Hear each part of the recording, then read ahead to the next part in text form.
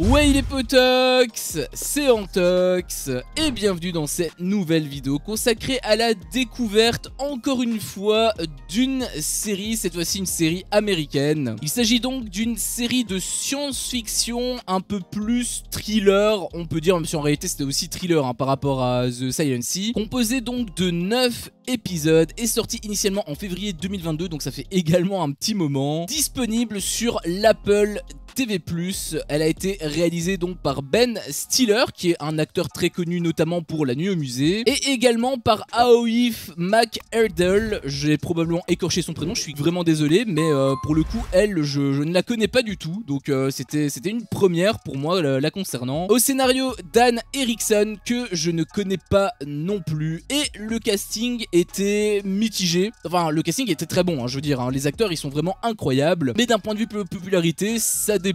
Pour commencer par les plus connus, tu as Christopher Walken, qui est très connu pour Batman 2 notamment. Il y a aussi Click où il a joué, il a une filmographie vraiment extrêmement longue, donc lui il est vraiment très connu pour le coup. Il y a aussi Patricia Arquette qui a une petite filmographie également à son actif, elle est plutôt connue pour Freddy 3, en tout cas moi je la connais pour Freddy 3. John Turturro, que je n'avais pas capté tout de suite, mais en réalité c'est le mec dans Transformers, il a aussi joué dans The Batman, donc il est également très connu. J'avais pas reconnu là, mais c'est vrai que quand j'ai vu ça, je me suis un petit peu renseigné sur Google et je me suis dit ah bah oui, évidemment c'est lui en fait. Donc ça m'avait également beaucoup plu de le revoir. En plus il était vraiment très bon, mais de toute manière ils étaient tous très bons, j'avais trouvé. Peut-être que Christopher Walken était un petit peu pas en dessous, mais bon après il est très vieux, donc c'est normal qu'il mette pas autant d'énergie. En même temps il a pas été non plus sous-performant, il a joué juste, donc dans tous les cas ils ont tous été très bon en réalité. Il y a aussi Deacon Lachman,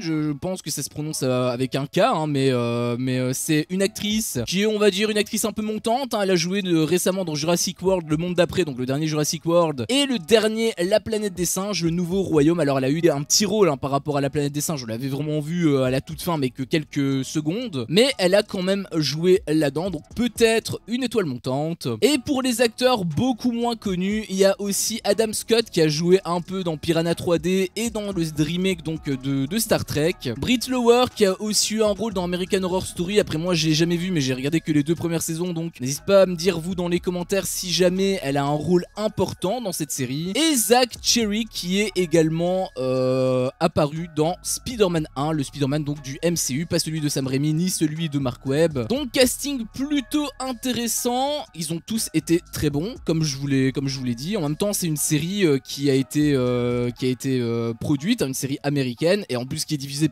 sur Apple TV+, donc on peut se douter d'un minimum de qualité. Je vous ai aussi rédigé un petit pitch pour vous résumer, on va dire, le contexte et vous donner un peu envie aussi de regarder la série, parce que c'est le principe de cette vidéo, bien évidemment, c'est de vous donner envie de regarder la série sans vous spoiler, bien évidemment. Et donc je vais vous lire le pitch que j'ai rédigé. Pour travailler chez Lumon Industries, grosse firme américaine, une opération appelée la dissociation est nécessaire. Celle-ci consiste à séparer ses souvenirs afin que sa vie professionnelle et sa vie personnelle soient totalement indépendantes. C'est ce qu'a fait Mark Scout ainsi que plusieurs de ses collègues. Le sujet fait polémique, mais que cache Lumon pour nécessiter une telle opération? En fait, le concept de base m'avait intrigué, c'est pour ça justement que j'avais eu envie de regarder donc cette série, et le concept était encore plus puissant que je le pensais, parce que c'est vrai que quand tu lis le truc comme ça, tu dis oui, c'est un délire de souvenirs, etc. Sauf qu'en réalité, ils ont eu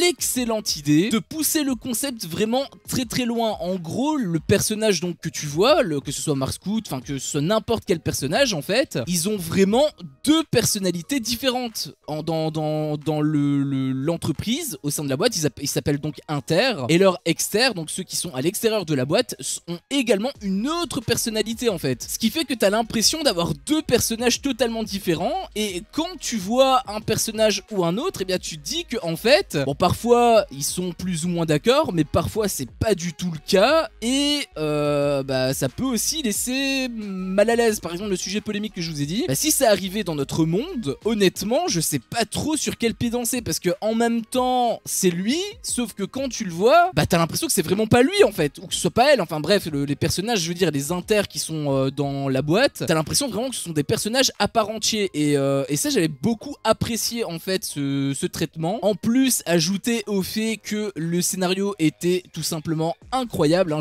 J'ai trouvé vraiment le scénario ultra prenant du début jusqu'à la fin. Alors j'aimais quand même une petite réserve sur le milieu, hein. Il y a 2-3 épisodes au milieu où j'ai un petit peu moins apprécié, parce que en gros tu as un gros délire conspirationniste qui te fait un peu monter la sauce, etc. Sauf que en plein milieu, bah on te développe les personnages, ce qui est cool, je dis pas, mais c'est juste que le timing est un petit peu bizarre, parce que du coup t'as une tension qui est assez énorme avec l'enjeu, étant donné que donc, enfin je vais plutôt vous le mettre de l'autre côté pour que ce soit plus linéaire pour vous. Il y a une grosse tension qui est très intéressante et qui a un énorme enjeu, puisqu'on parle donc par rapport à la boîte. Et puis j'ai trouvé que ça retombait avec le développement de personnages, puisque bah du coup on parlait plus des enjeux, on parlait plus de la conspiration. Et puis ça remonte seulement à la fin, où là ça redevient un petit peu plus intéressant, même si ça reste un petit peu centré notamment par rapport au cliffhanger. Bon, en réalité j'ai pas trop kiffé le cliffhanger, hein. Je le développerai dans la critique, parce que cette fois-ci il y aura une critique, et donc si t'as vu ma vidéo sur The Silent Sea, tu sais très bien ce que ça signifie, mais voilà, il y a eu un petit ventre mou on va dire, mais l'histoire est quand même très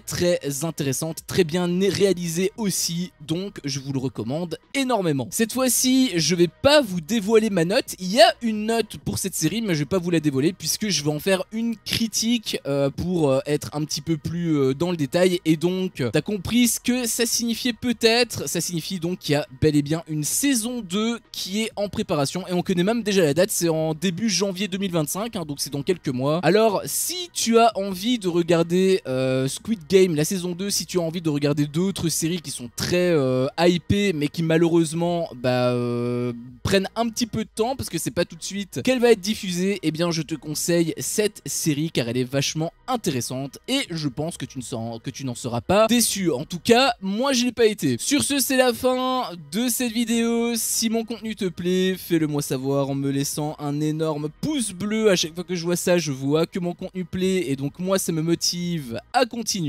Si t'es pas encore un peu tox, qu'est-ce que tu attends pour me défoncer ce gros bouton rouge? N'hésite pas à activer la cloche pour ne rien louper, et je te dis à la prochaine pour une prochaine vidéo. Ciao.